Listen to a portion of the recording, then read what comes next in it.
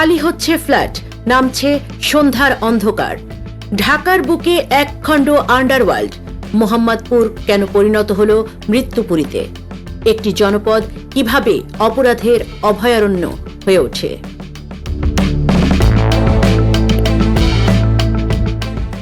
ঢাকা, এই শহরের প্রাণকেন্দ্রে দাঁড়িয়ে থাকা এক নান্দনিক জনপদের নাম মোহাম্মদপুর, যার বুক চিরে চলে গেছে আধুনিক সব রাস্তা, আর পশ্চিমে সীমানা গিয়ে ঠেকেছে বসিলা ও বুড়িগঙ্গার তীরে।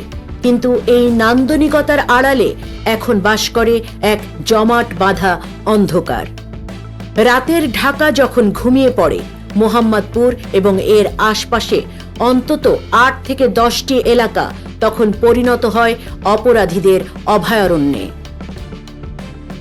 দিন দুপুরে ছিনতাই, খুন আর অস্ত্রের ঝনঝনানি, এটাই এখন এই এলাকার নৈমিত্তিক চিত্র।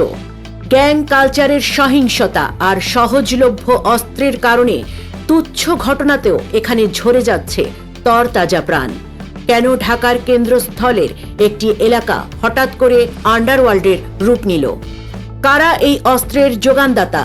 আর কেনই বা প্রশাসনের নাকের ডগায় এমন অপরাধ সাম্রাজ্য গড়ে উঠেছে? আজ আমরা আপনাদের নিয়ে যাব মোহাম্মদপুরের সেই অন্ধকার গলিতে, যেখানে প্রতিটি বাড়ির দেয়ালে লুকিয়ে আছে এক একটি আতঙ্কের গল্প। মোহাম্মদপুরের আবাসিক এলাকাগুলো একসময় ছিল শান্তিপ্রিয় মানুষের প্রথম পছন্দ, কিন্তু এখনকার চিত্র সম্পূর্ণ ভিন্ন। সুন্দর সুন্দর নাম দেওয়া বাড়িগুলোর দিকে তাকালে এখন চোখে পড়ে সারি সারি টুলেট বা ফ্ল্যাট ভাড়ার নোটিশ। কেন? কারণ আতঙ্ক। ইমন নামের এক তরুণকে যখন এই এলাকায় নির্মমভাবে খুন করা হলো, তখন থেকে সাধারণ মানুষের মনে ভয়টা স্থায়ী রূপ নেয়। এই একটি খুনের ঘটনার পর রাতারাতি এলাকার বহু ফ্ল্যাট খালি হয়ে যায়। বাসিন্দাদের চোখের ভাষা পড়ুন, তারা কতটা অসহায়। ভাড়াটিয়ারা বলছেন তারা বাধ্য হয়ে বসিলার দিকে বা অন্য এলাকায় শিফট করছেন। বাড়ির মালিকরা হাহাকার করছে। কারো বাড়িতে ৩টা ফ্ল্যাট খালি, পাশের বাড়িতে হয়তো 5টি। সবচেয়ে ভয়ের ব্যাপার হলো এই এলাকা এখন এতটাই কলঙ্কিত যে মোহাম্মদপুর বা বুদ্ধিজীবী এলাকার নাম শুনলে প্রাইভেট টিউটররাও পড়াতে আসতে চান না। এক অদ্ভুত সামাজিক বয়কটের মুখে পড়েছে এই এলাকার সাধারণ মানুষ। এমনকি নিত্য প্রয়োজনীয় জিনিস কিনতে দোকানে যেতে হলেও একা বের হতে ভয় পাচ্ছেন বাসিন্দারা। একটি স্বাধীন দেশের রাজধানীতে সাধারণ নাগরিকের এই যে অবরুদ্ধ জীবন, এর দায়ভার কার? অপরাধ কেবল মানুষের জীবন কাড়ে না, এটি সমাজ ও অর্থনীতিকেও পঙ্গু করে দেয়। মোহাম্মদপুরের ব্যবসায়ীরা আজ এক চরম সংকটের মুখে। সন্ধ্যার পর এই এলাকায় একসময় ক্রেতাদের উপচে পড়া ভিড় থাকত, আর এখন নামে নীরবতা। ব্যবসায়ীদের আর্তনাদ শুনলে পরিস্থিতি কিছুটা আঁচ করা যায়।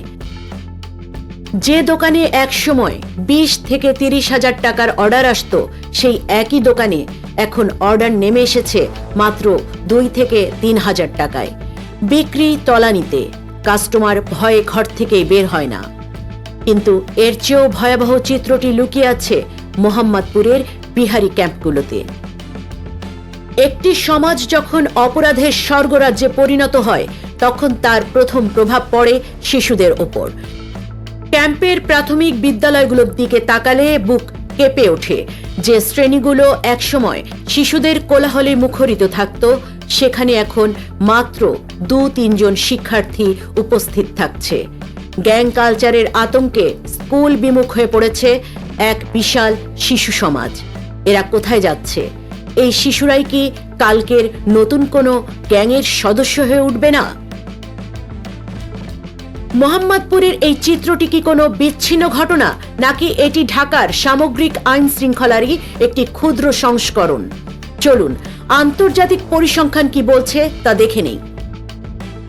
বিশ্বের বৃহত্তম crowd source online database centre Numbeo 2026 সালের প্রকাশিত ক্রাইম ইন্ডেক্সের তথ্য অনুযায়ী সারা বিশ্বে অপরাধের সূচকে সবার শীর্ষে রয়েছে দক্ষিণ আফ্রিকার পিটার ম্যারিটসবুর্গ। তাদের স্কোর 82.8। আর এই তালিকায় বাংলাদেশের রাজধানী ঢাকার অবস্থান 59তম। ঢাকার স্কোর দাঁড়িয়েছে 62.2। এই পরিসংখ্যান প্রমাণ করে অপরাধের মাত্রা একটি বিপজ্জনক সীমানায় পৌঁছেছে। আর ঢাকার ভেতরে মোহাম্মদপুরের মতো এলাকাগুলোই এই সূচককে সবচেয়ে বেশি প্রভাবিত করছে। কেন এই অপরাধের বিস্তার? অপরাধ বিশেষজ্ঞ ডক্টর তহিদুল হকের বিশ্লেষণ আমাদের এক রূঢ় বাস্তবতার মুখোমুখি দাঁড় করায়। তিনি বলছেন, অপরাধের ধরনে এক বিশাল পরিবর্তন এসেছে। আগে যেসব ছোটখাটো বা তুচ্ছ ঘটনা হাতাহাতিতে শেষ হতো, এখন সেসব ক্ষেত্রে সরাসরি মরণাস্ত্র ব্যবহার হচ্ছে। কোথা থেকে আসছে এই অস্ত্র? ডক্টর হক আঙুল তুলেছেন রাজনৈতিক আশ্রয় প্রশ্রয়ের দিকে। অনেক শীর্ষ সন্ত্রাসী বা গ্যাং লিডারের নিজস্ব রাজনৈতিক পরিচয় রয়েছে। রাজনীতির ছাতায় মাথা বাঁচিয়ে এরা হয়ে উঠেছে এলাকার অঘোষিত সম্রাট।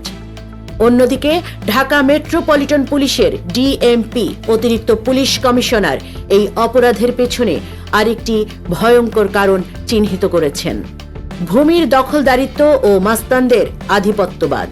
মোহাম্মদপুর ও বসিলা সংলগ্ন এলাকায় ভূমির দাম আকাশ ছোঁয়া, আর এই ভূমি ম্যানেজমেন্টের দুর্বলতাকে কাজে লাগাচ্ছে অপরাধীরা। এক গ্রুপকে দিয়ে আরেক গ্রুপ জমি দখল করাচ্ছে। আধিপত্য বিস্তারের এই যে এক অসুস্থ প্রতিযোগিতা, এই ডিমান্ড বা চাহিদাই মোহাম্মদপুরের গ্যাংগুলোকে টিকিয়ে রেখেছে। পুলিশ বলছে, এই মাস্তানির ডিমান্ড ভাঙতে না পারলে ক্রাইম কমানো অসম্ভব। ডিএমপির তেজগাঁও বিভাগটি গঠিত হয়েছে মোট 6টি থানা নিয়ে। আদাবর, শেরেবাংলা নগর সহ এই 6টি থানার মধ্যে সবচেয়ে বেশি মামলার রেকর্ড কোথায় জানেন? হ্যাঁ, মোহাম্মদপুরে। চলতি বছরের মে মাসের নথিপত্র ঘেঁটে দেখা যায় এই 6 থানায় মোট দায়ের করা মামলার সংখ্যা 204টি, যা আগের যে কোনো মাসের চেয়ে অনেক বেশি। মামলা হচ্ছে, পুলিশি তৎপরতা চলছে, কমিউনিটি পুলিশিং জোরদার করার কথা বলা হচ্ছে, কিন্তু তাতে কি মোহাম্মদপুরের মানুষের স্বস্তি ফিরছে? প্রশাসন বলছে, কেবল পুলিশের একার পক্ষে এই গ্যাং কালচার নির্মূল করা সম্ভব নয়, দরকার সামাজিক প্রতিরোধ। কিন্তু যে সাধারণ মানুষ সন্ধ্যার পর ভয়ে রাস্তায় বের হতে পারে না, তারা কিভাবে প্রতিরোধ গড়বে? বুড়িগঙ্গার তীরে সন্ধ্যা নামলেই মোহাম্মদপুরের যে আতঙ্কের রাজত্ব শুরু হয়, তার শেষ কোথায়? একটি আধুনিক শহরের কেন্দ্রস্থল যদি গ্যাং কালচার আর অস্ত্রের ঝনঝনানিতে জিম্মি হয়ে থাকে, তবে সেই শহরের ভবিষ্যৎ নিয়ে প্রশ্ন ওঠাটাই স্বাভাবিক। মাস্তান আর গডফাদারদের এই সিন্ডিকেট ভাঙতে প্রশাসনকে এখন আরও কঠোর, আরও নির্মম হতে হবে।